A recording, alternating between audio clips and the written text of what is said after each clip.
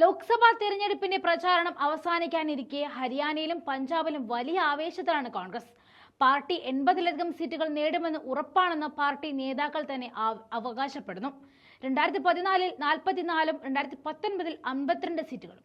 2 തവണയും പ്രതിപക്ഷ നേതൃത്വ സ്ഥാനം പോലും കിട്ടാത്ത കോൺഗ്രസ് ഇത്തവണ വലിയ പ്രതീക്ഷയിലാണ്.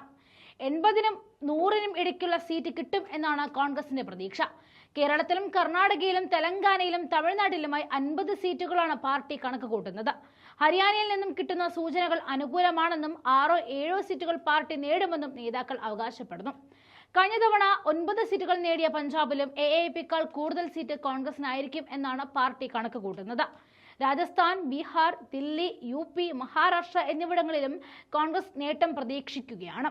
പഞ്ചാബിലെ 4 മണ്ഡലങ്ങളിൽ AICC general secretary KC Venugopal കഴിഞ്ഞ 2 ദിവസങ്ങളിലായി എത്തി പ്രാദേശിക നേതാക്കളെ കണ്ടു.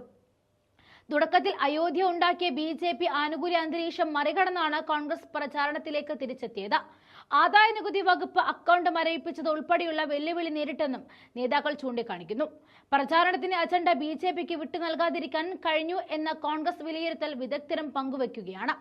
ഹരിയാനയിലും രാജസ്ഥാനിലും കോൺഗ്രസ് പ്രതീക്ഷിക്കുന്ന നേട്ടമുണ്ടായാൽ കുറയുന്നത് BJPയുടെ സഖ്യമാകും.